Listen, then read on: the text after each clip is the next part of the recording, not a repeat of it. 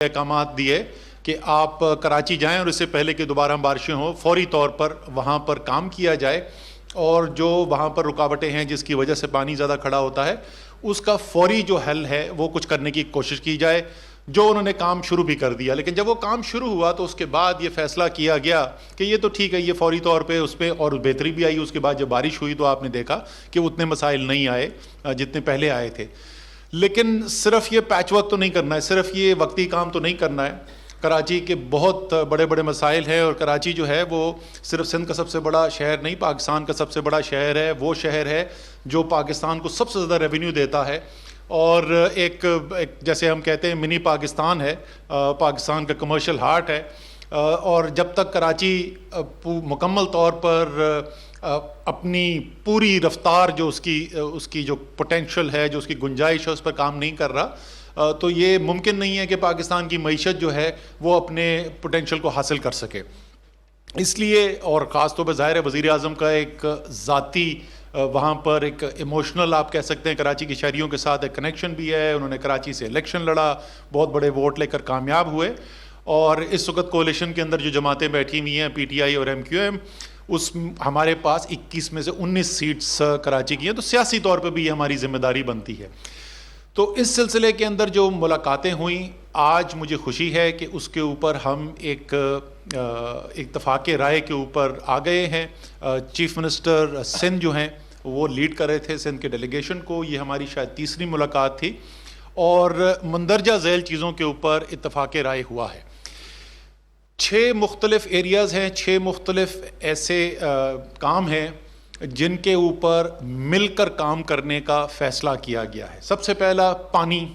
جو بھی کراچی سے تعلق رکھتا ہے اس کو پتہ ہے کہ کراچی جو ہے وہ پانی کے لیے ترسا ہوا ہے۔ دوسرا جو ایریا ہے وہ سیویج ٹریٹمنٹ ہے، گندا پانی ہے، اس کی نکاسی ہے، آب کا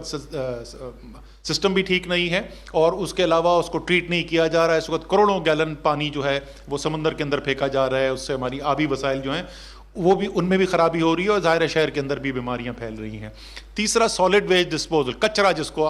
عام زبان میں کہا جاتا ہے، اور جو ایک بہت بڑی وجہ بھی ہے، یہ جو پانی کراچی کے اندر جمع ہو جاتا ہے اور بارشوں کے بعد جو صورتحال دیکھنے کو نظر آتی ہے وہ اس لیے کہ کراچی کے نالے جو ہیں وہ بھرے ہوئے ہیں اس کچرے سے، اور سالڈ ویسٹ ڈسپوزل کا کوئی پراپر ماڈرن سائنٹیفک نظام وہاں پر اس وقت نہیں ہے۔ پھر ظاہر ہے ان نالوں کی صفائی کا کام ہے، وہاں پر انکروچمنٹس جو ہوئی ہوئی ہیں ان انکروچمنٹس کو ہٹانے کا کام ہے، وہاں پہ کچھ انفراسٹرکچر ڈیولپ کرنے کی ضرورت ہے کہ دوبارہ وہاں پر انکروچمنٹ نہ ہو سکے۔ تو یہ جو ہے یہ چوتھا ایریا ہے جس کے اندر کام کرنے کے لیے ترجیحی بنیاد کے اوپر آئیڈینٹیفیکیشن کی گئی ہے۔ پانچویں وہ سڑکیں، کچھ خصوصی سڑکیں ایسی، کراچی کے سڑکوں کا بھی بہت برا حالات ہیں، اور مجھے یاد ہے جب وزیر اعظم کو ہم کراچی میں کیمپین کے لیے لے جا رہے تھے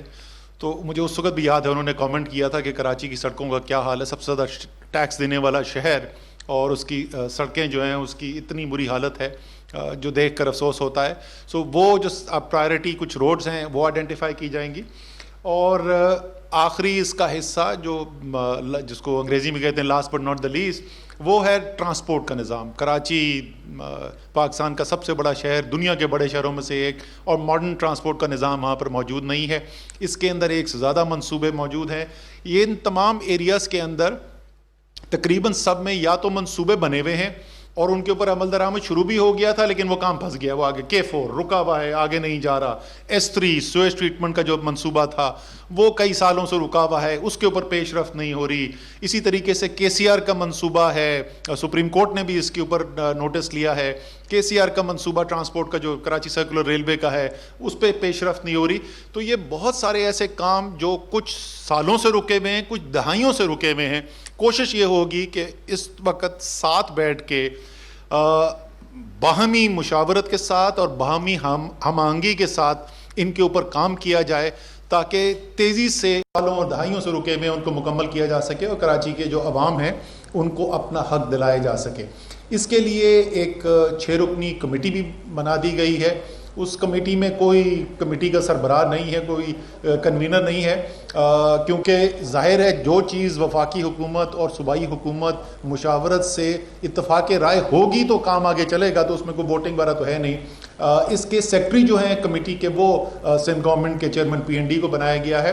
ہم نے اس کام کو تیزی سے کرنے کے لیے ہدف اپنے لیے جسے رکھ رہے ہیں اس کا اندازہ دینے کے لیے آپ کو, کہ ہم نے 2 ہفتے کے اندر کہا ہے کہ جو منصوبوں کی فہرست اس وقت صوبائی حکومت کے پاس ہے, جو منصوبوں کی فہرست اس وقت وفاقی حکومت کے پاس ہے,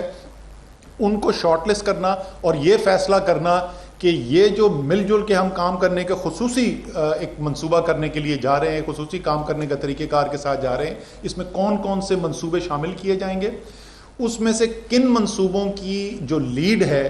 وہ وفاقی حکومت کے پاس ہوگی, وہ کون سے منصوبے ہیں جن کی لیڈ جو ہے وہ صوبائی حکومت کے پاس ہوگی, وہ کیا فنانسنگ کے سورسز ہیں جن سے ان منصوبوں کو فنانس کیا جائے گا, اور اس کے اندر ہی جو قانونی اگر کوئی چیزیں ہیں جن کی وضاحت کرنے کی ضرورت ہے یا اس کے اندر تبدیلی کرنے کی ضرورت ہے, تو ان تمام چیزوں کو یہ اگلے 2 ہفتے کے اندر ہم نے کہا ہے اس کام کو مکمل کرنا ہے. لیکن ہم 2 ہفتے کا بھی نہیں انتظار کریں. اس میٹنگ کے فوراً بعد میری سیکرٹری پلاننگ جو ہے ہماری وفاقی حکومت کے, ان کے ساتھ میٹنگ ہوئی تھی, ان کو میں نے بتا دیا ہے لیڈ ہماری وفاقی حکومت سے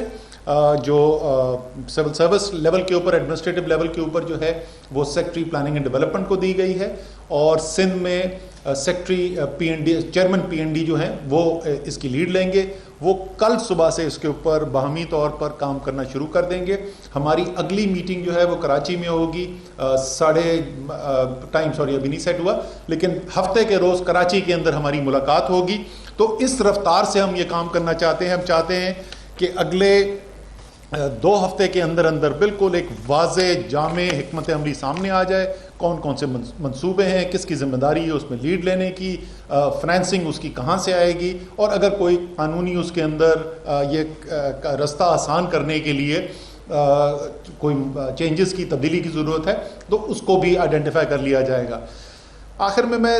صرف ایک بات کی دوبارہ وضاحت کر دوں, کیونکہ بہت لوگ اس کے اوپر کتنی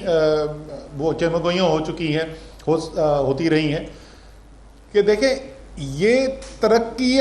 ترقیاتی عمل ہے,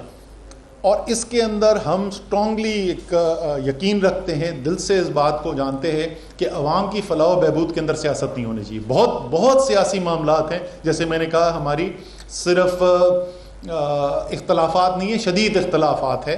اسی طریقے سے, اور ظاہر ہے ان کا بھی اپنا ایک نقطہ نظر ہے, ان کو بھی ہمارے اوپر بہت تحفظات ہیں ہمارے ساتھ, اور اس کا اظہار بھی وہ کرتے ہیں, اور یہ سیاست کا عمل بھی ہے. دوسری چیز میں بالکل واضح کرنا چاہتا ہوں کہ کیونکہ لوگوں کے ذہن میں کچھ شکوک و شبہات نہ پیدا ہو, اس کا احتسابی عمل سے کوئی تعلق نہیں. جو عمران خان نے ایک احتساب کا نعرہ لے کر پاکستان کی قوم کے اندر شعور بیدار کیا ہے, اور وہ احتساب جو بغیر کسی تفریق کے کیا جانا چاہیے, اور کم سے کم حکومتی سطح پہ آپ کو نظر آتا ہے اس وقت حکومت کے اپنے اہم عہدیدار جو ہیں وہ بھی اس احتسابی عمل سے گزرتے ہوئے نظر آتے ہیں. تو یہ تو سوال ہی پیدا نہیں ہوتا کہ کوئی کمپرومائز کیا جائے, اور اس کے اوپر پہلے بھی بڑی واضح بات ہو چکی ہے, اور ریسنٹلی بھی ابھی آپ نے دیکھا ہوگا پچھلے 2-3 ہفتے کے اندر بھی اس کے اوپر بڑی واضح بات ہوئی ہے. تو ایک یہ بات میں بالکل واضح کرنا چاہتا ہوں کہ اس سے نہ اس کو بالکل کوئی کیا جائے. ہاں سیاست بھی چلتی رہے گی, جو احتسابی عمل قانون کے مطابق ہے وہ بھی چلتا رہے گا, اور ساتھ ساتھ مل کر عوام کی بہتری کے لیے جو کام کرنے کی ضرورت ہے وہ بھی ہم کرتے رہیں گے. بہت شکریہ جی. اب امین صاحب آپ کی